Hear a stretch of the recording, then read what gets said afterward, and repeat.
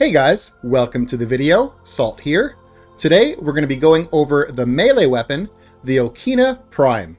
Now in this weapon series, I take a weapon, I build it out, and I test that weapon on its own merits. Meaning I don't mix it with any kind of external factors that would increase weapon performance.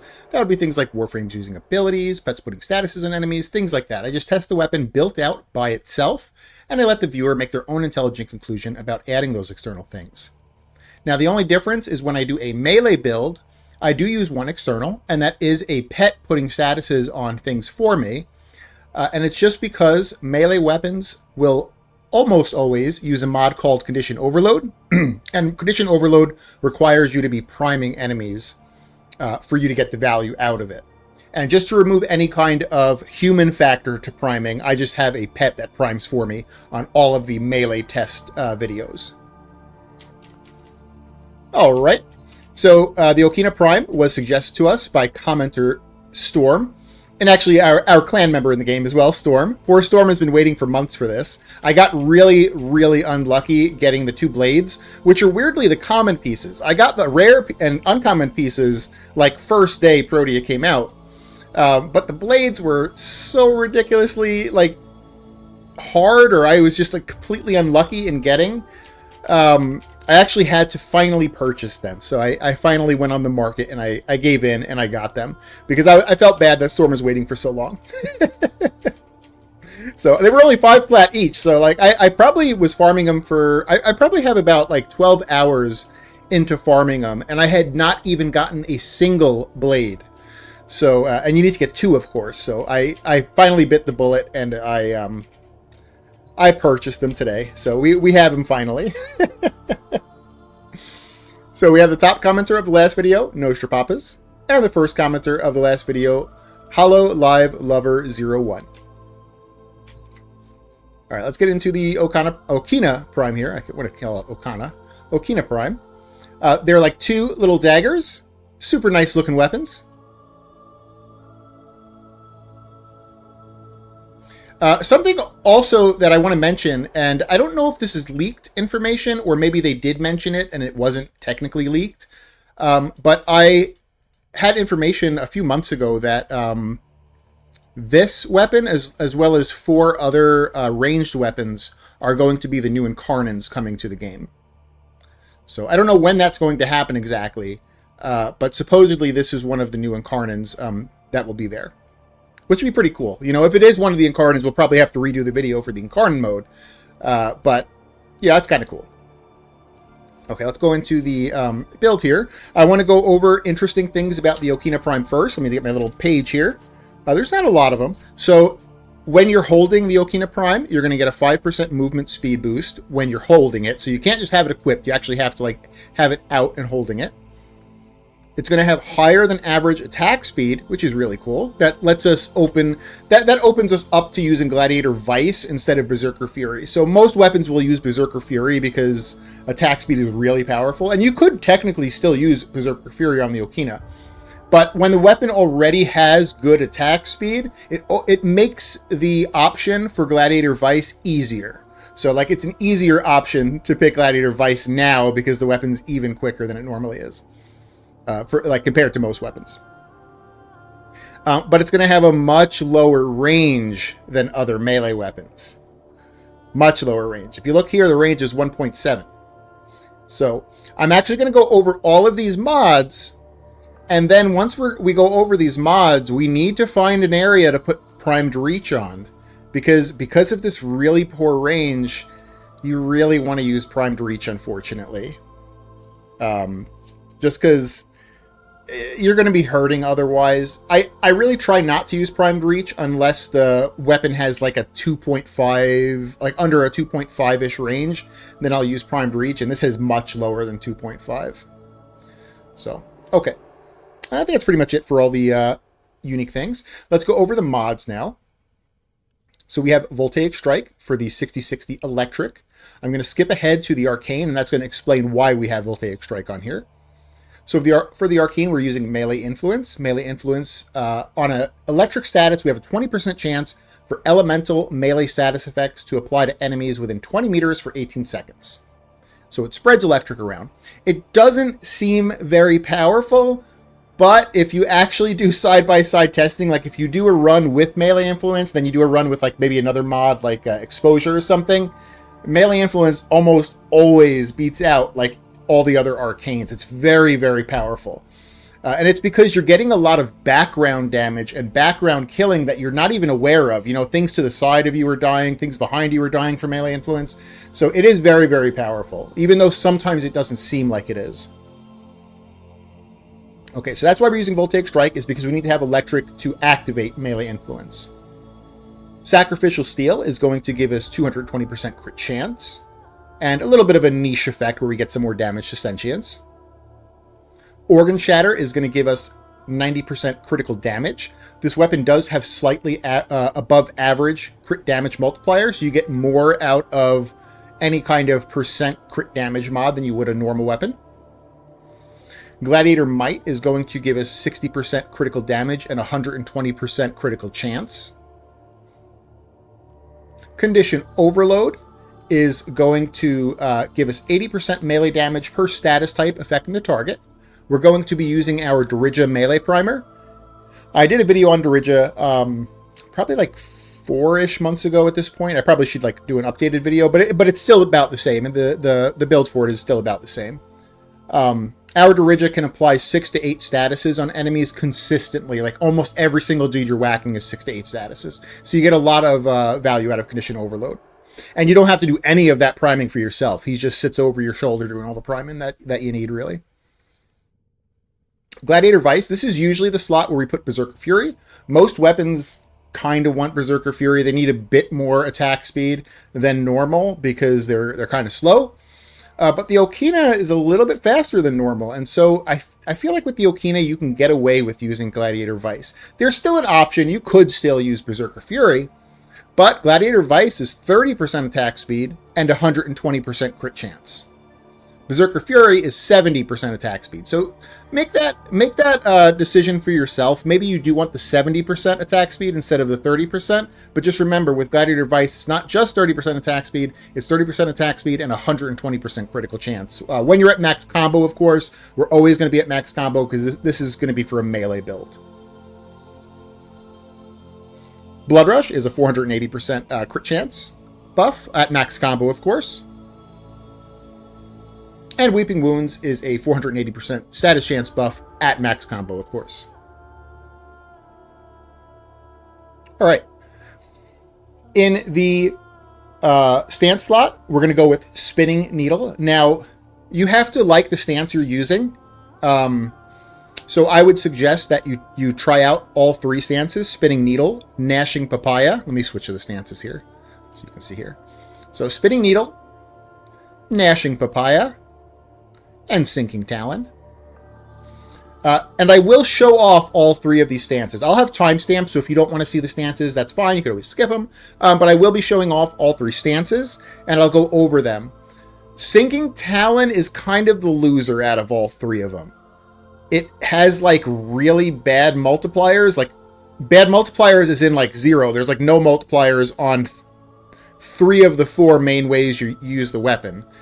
And the 4th way, the forward blocking attack, is a little bit like weird and awkward to use. So like I feel like Sinking Talon is kind of the loser out of all 3 of them. Spinning Needle is really good, and Gnashing Papaya is also pretty good too. So I'll show off all 3 of those stances though after we go over the mods. Okay, and then in the Tennokai slot, we're going to be using Dreamer's Wrath. How I decide what I use in my Tennokai slot is dependent on the weapon's heavy attack. If the heavy attack is something that I want to press extremely often, like I want to press this heavy attack every like 1.5 seconds, 2 seconds, then I actually will use Disciple's Merit, because Disciple's Merit will let you Tennokai attack more consistently after every 4 melee hits, and with a fast weapon, that's extremely often. You're going to be like Tennokaiing every like 1.5 seconds, 2 seconds.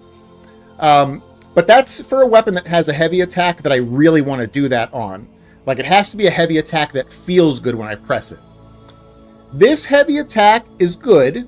I mean, obviously it does more damage than the regular hits do, but it stops your movement, and it's not and it's directional as well. It's not like a completely like 360 attack. So because of that, it's not something I actually want to press every second and a half. And so I use Dreamer's Wrath. And Dreamer's Wrath is what I will use for like a normal melee heavy attack that maybe doesn't feel amazing to press, but it doesn't feel bad to press either. So Dreamer's Wrath is going to increase the amount of times you get Tennokai. So it's still going to be quite often, but it's just not going to be as often as Disciple's Merit. But when you do press the button, you're going to get more critical damage out of your heavy attack. So this makes it a little bit less frequent than Disciple's Merit, but when you do press the button, it's going to be more meaningful because of that crit damage. And then the third one that sometimes I use is Opportunity's Reach, and this is the option if you have a bad heavy attack. If the weapon's heavy attack is either really bad, and so it might be so bad that you need to actually heavy slam instead of doing a regular heavy attack, or it might be so niche to use that you don't always want to use it. Like think of the Eden. The Eden had like its heavy attack is that you throw a lance, and the lance is like there's almost no hitbox on the projectile. It's like a single pixel. So it's very niche that you actually want to press that heavy attack button on the Eden. And so like Opportunity's Reach is good on those weapons. Those weapons that either have really bad or really niche heavy attacks. That's what it's good on. So like that's my decision making for what Tennokai ability I use. Is it absolutely amazing and I want to press the button every 2 seconds? I'll choose Disciple's Merit. Is it just a normal heavy attack that's pretty good? I'll use Dreamer's Wrath. And is it kind of a shitty one, or is it one that is very, very niche? Then I use Opportunity's Reach. So we're going to go with Dreamer's Wrath in this case. Okay, we went over the melee influence already. So now we go back to the mods here, and we got to find a place for Primed Reach, because this weapon really needs Primed Reach. This needs to be somewhere on this weapon. 1.7 meter range is pretty crappy. I mean, you can live with it, but it's not going to be fun to live with that. So where do you put Primed Reach? Well, you got a couple options. You could technically put it over Gladiator Vice, because the weapon is already kind of quick, that you could live without an attack speed mod, but it's still kind of crappy to do that. Like, I still really want that 30 attack speed, and you're also losing that 120 crit. So this is an option to put Prime Reach over, but it kind of sucks. And then Organ Shatter, that's another good one to put it over. 90% critical damage. You look at Organ Shatter and you look at Gladiator Might. Organ Shatter is 90, Gladiator Might 60, but Gladiator Might is also 120% crit chance. So I feel like Organ Shatter is the weaker out of these two. You could put Primed Reach over Organ Shatter, but the weapon has above average critical damage multipliers, which means you actually get a little bit more than you normally would out of critical damage mod. So it kind of sucks to put it over this too. Weeping Wounds, that's another one you could put it over. Weeping Wounds, though, it gets your status to the point where almost every time you whack something, they're going to be getting a slash proc on them. And it's not a piddly slash proc. I mean, these are slash procs from melee weapons, so they're big, juicy slash procs that do a lot of damage. And so you get a lot of value out of Weeping Wounds, especially later in the game where dots get more value. So that also kind of sucks to put it over. I feel like these 3 slots are the best to put your Primed Reach over. The other one to consider is Sacrificial Steel. So Sacrificial Steel is 220% crit chance, but if we compare that to Blood Rush is 480% crit chance when you're at max combo, and if you're playing a melee build, you're pretty much always going to be at max combo. So obviously Sacrificial Steel is like half of what Blood Rush is. So this is another option to put it over. I feel like this is a weaker option than the other 3 though. I'd probably put it over the other 3. It kind of sucks though making this decision, because it's going to make it feel better because you're hitting more things. It makes it feel less bad because of the horrible range it starts with. But you are losing damage out of it, and that does kind of suck. For that reason, I feel like a Riven... I mean, I never do these builds with Rivens, but I feel like a Riven on this weapon could be really good. Because you could get things with like plus range and plus critical damage, and then you could put it over Organ Shatter and not really feel too bad about it, because you would still get critical damage and the plus range on it. But I think for this video, I'm going to put it over Organ Shatter. But you guys may like to put it over a different slot. Let me know what slot you decided to put it over. Let me know what slot you decided to put it over. I feel like there's merits to all of them to put it over each of them here. And there's also merits just not to use Primed Reach. It's just that your range is really, really low in that case. Okay. So enough about that. Let's go into the simulacrum real quick. We're going to show the stances off. Again, I'll have timestamps on everything, so if you're not interested in the stances, you could always skip ahead. Oh, thanks so much, Cephalon Samaris. You're so nice. I bet he only tells me that.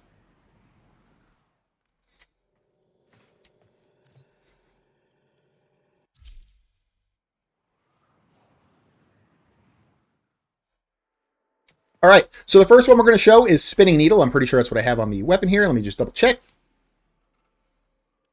Spinning Needle, Swift Stabs, and Twisting Slashes. Oh my goodness. Alrighty, so we're going to start with the forward light. So this is just walking or running, walking forward and holding E. Ready? Here we go. I like this. It's very fluid. I mean, there is a lot of stop and go with it, but it is... I love attacks that hit everything around you, and this definitely does that. Now, for interesting things about the forward light, there's not much, but out of all the normal combos for Spinning Needle, this is the second highest DPS, and it's only second by just a little bit. Okay, let's do the neutral light next. That's okay. It's a little bit slow. It's a little bit only forward. It's all right. It's all right. Interesting things about the neutral light is that it's going to have forced slashes times 2 on the second attack of it. So if we look here, that second attack that kind of goes, wham, wham, you know, the right there, right there, right there. That's the one with forced slashes. Okay, now we're going to have the forward block.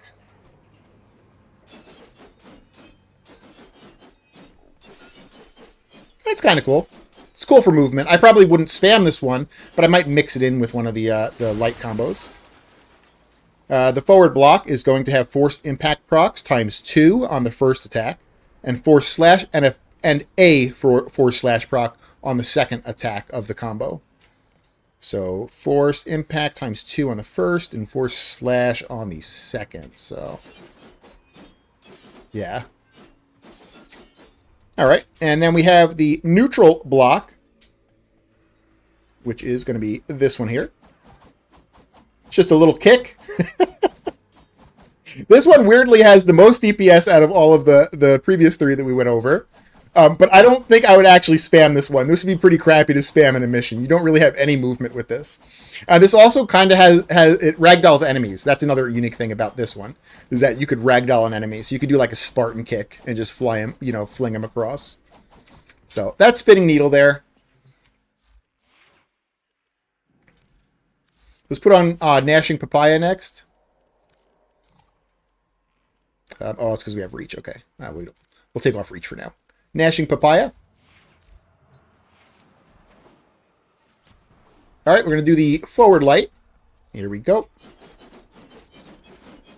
Pretty cool. This actually has no stop and go, so the forward light almost feels even better than the Spinning Needle one.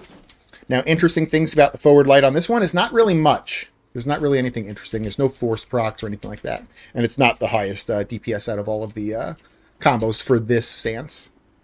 Okay, the neutral light. I'm not a big fan of this one. There's like no movement in it. Now, interesting things about this one is that there's 2 force slashes on the second attack of the combo. So, you know the part where he kind of like pulls back and there's like that like blue that blue like light. I guess that's where the force slash is. But I still couldn't really see myself spamming that in a mission. Okay, we have the forward block. This one's going to be the highest DPS out of all of these 4 combos. This is okay. There's a lot of movement in this one. I don't know if I would spam this, but it would be like good to use as a movement tool. And it's going to have forced impact procs ×2 on the first attack of it. So I think that's like the lunge. Yeah, I think it's the lunge. All right, and then we're going to have the neutral block, which I think is actually the exact as the neutral light. Yeah, it's the same attack. So there's no difference between the neutral light and the neutral block. Okay, so that's enough of Gnashing Papaya. Let's go to Stinking Talon. So what I'm going to call it, I'm going to call it Stinking Talon, because the DPS numbers on this were pretty crappy compared to the others. So you can actually get this information yourself on Google. You just Google Warframe Stinking Talon, Warframe Spinning Needle, Warframe Gnashing Papaya, and it'll actually tell you the average damage per second of all of these combos, and that's how I'm getting it. I'm just literally pulling it from the wiki. You know, I'm not doing anything crazy with it. So we got Stinking Talon here. Stinking Talon. Let's check this boy out here. We're going to do the forward light on it. Kind of cool. You know, it's fluid. It just doesn't have anything special about it. There's not any force procs or anything like that. And the average damage of this was garbage compared to the other stance's average damage. Okay, let's do the neutral light, so not moving forward and holding E. Pretty much the same. I think it's like the exact same attack. So again, nothing special, no forced things on here. The forward block was actually the one that had decent damage, decent average damage per second. So, like, if you were going to use Stinking Talon, this would be what you would spam. This has decent damage compared to the other stances that we went over. This is going to have a forced impact proc ×2 on the first attack, and a forced slash and forced impact proc ×2 on the second attack. All right, let's try this out here. So, you know, it's got good forced procs. It's got good, like, average DPS per second, but it's just a little bit awkward. I don't know if I could see myself spamming this in a mission. And then finally, we have the neutral block, so blocking and just holding E without moving forward. I think this is the exact same as the forward light and the neutral light, so nothing special there.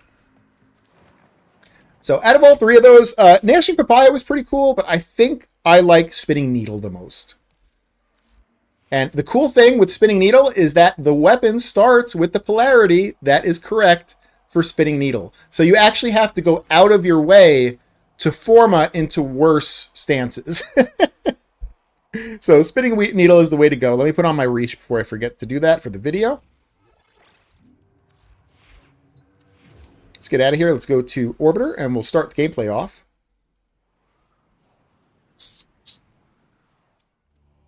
Put my little notes to the side there.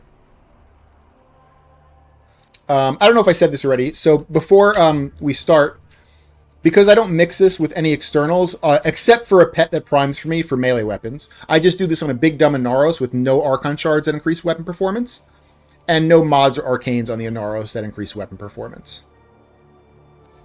All right, enough of that. Let's get in here. We'll do 10 minutes a mot. See how this little guy acts. Now, the other thing, too, to consider, you know, I know we had to, like, make that tough decision, like, where the hell are we putting Primed Reach? I ended up putting it over Organ Shatter, but maybe you choose a different mod to put it over.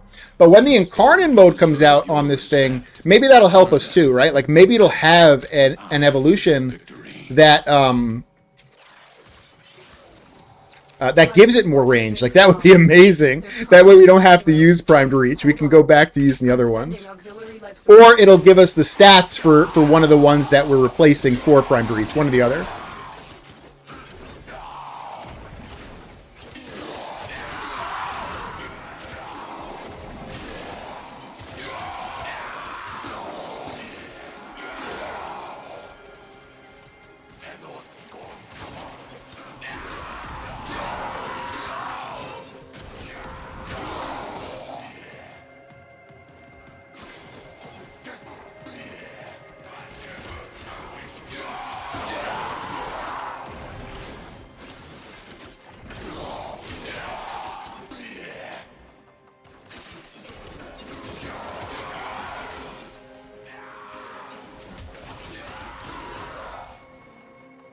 I don't know exactly when the Incarnate is coming out, though. That's the thing. That's why I didn't want to put this off too much, because Storm has already been waiting for like months for this video. And I didn't want to be like, oh, don't worry, Storm, I'll do it when the Incarnate comes out, and it's like 6 more months down the road. Poor Storm.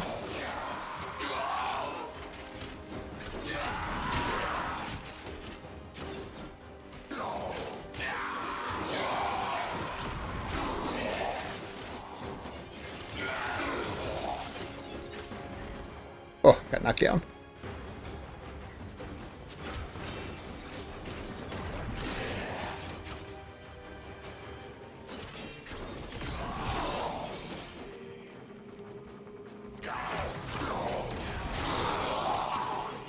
You know, it'd be cool too if one of the incarnate, or not the, one of the incarnate evolutions, if it had electric on it, where it like gave you electric, so you didn't have to use Voltaic Strike, because that could be where Prime Breach goes.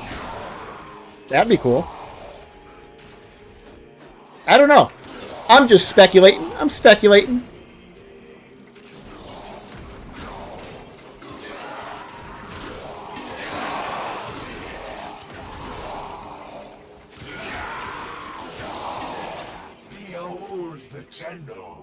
Come to scavenge and desecrate this sacred realm.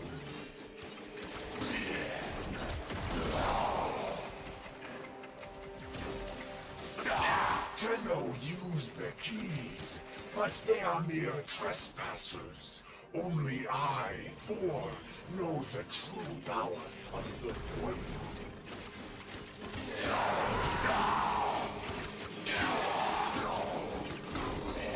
Yeah, this is with Gladiator Vice. This is only a 30% attack speed buff. You might actually like it with Berserker Fury more. It'll make you hit quicker. But I feel like this weapon can get away with using Vice because it's already kind of fast.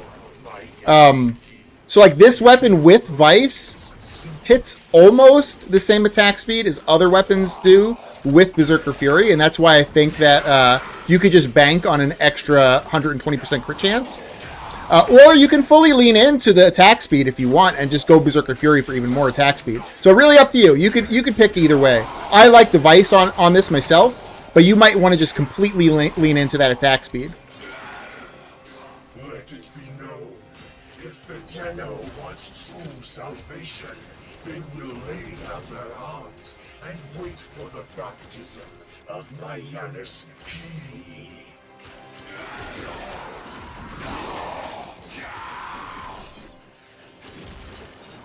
I hate Vor. I hate Vor on melee frames. I feel like I never hit him right. Maybe it's where I'm aiming. I don't know. I was cut in. They cut me down. Oh, did he die? Maybe he died from a slash proc. Because when I was whacking him, he still had a lot of health. So some of our like really good melee weapons have hit about 1,000 kills. So that's what I'm kind of hoping for here. Is I'm hoping this hits about 1,000. However, we had to make that concession of removing crit damage for Prime Breach, unfortunately. So it might not. We'll see. We'll see.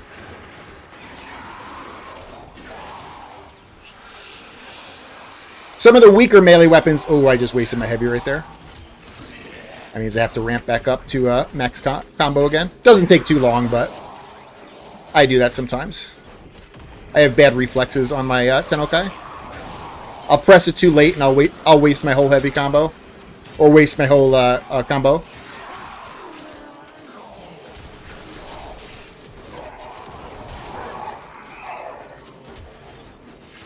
Yeah, some of the weaker weapons we've done for melee have hit like 700-800 kills in 10 minutes. But most of the strong ones have been about 1,000, 1,100. I think this one will be in between. I think this is going to be like a 900er. That's my guess. That's going to be my guess for this run, 900. I think it's going to be a bit weaker than the strong ones because we basically are losing a mod slot to fit Prime Breach.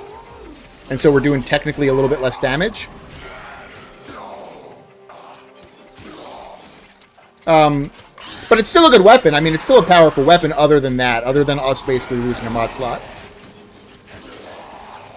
And you can compensate for that with a Riven, of course. So if you have a Riven, you know, you're fine. Try to get one of those stats where you can like fit 2 of those things on it.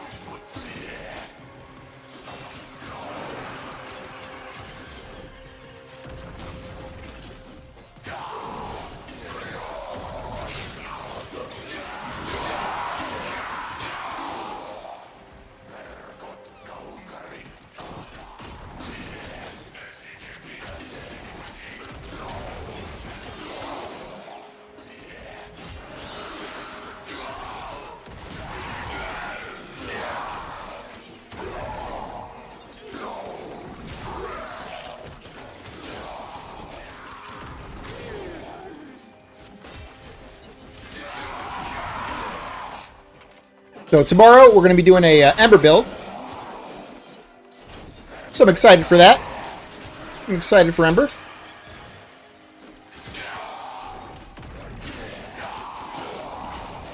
And then next week, I think we're going to be working on a Sevagoth build for the end of next week. I think most of the Warframe builds I'm going to be trying to do like on Friday of every week. I think that'll be good. It'll give me the entire week to kind of prep it. Just because I take the weekend off a lot of times. Me and Pepper, we just kind of hang out. We do our little, real life stuff.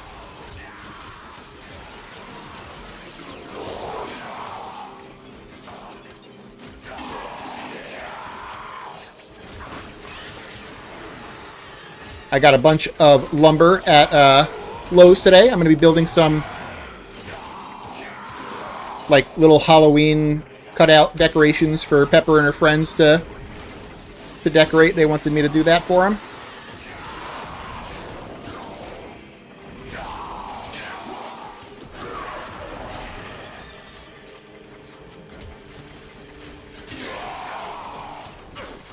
So I got the lumber today, and probably tomorrow I'll cut all those out there. I'll try not to come back on Monday with one less finger. I'll try to keep them all.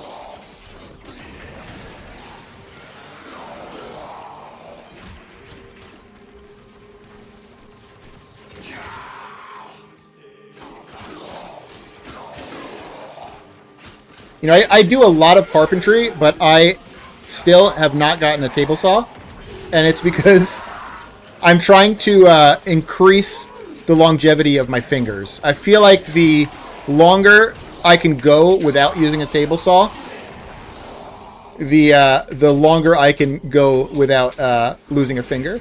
I feel for most people it wouldn't make a big deal, but I'm a huge gamer too. Like, I don't want to lose a finger. Oh, I just wasted my heavy combo again there. I don't want to lose a finger. You know, I gotta be pressing these buttons. I gotta be running at max efficiency here.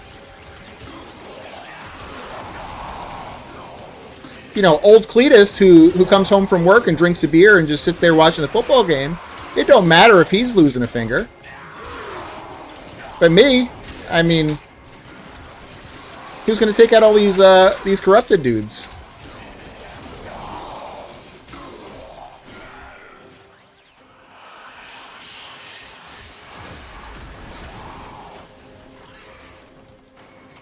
All right, we're almost at 10 minutes here.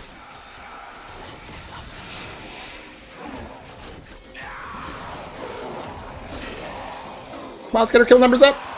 Come on, we're hoping to break 1,000. I don't think we are. I think it's going to be 900, but we'll see. Okay, we're at 10. We're at 10. Let's see. Extractions this way. It is... Oh, it's 1,045. Okay. Okay, it hit the good numbers. It hit the good numbers. That's good. That's good. I thought maybe because we were losing a mod, basically, because we had to use Prime Breach, that it would hurt it a bit. And it probably did hurt it a bit, but you know, Prime Breach... You're not technically losing a mod because you get Prime Breach, and you do have a little bit more range because of that.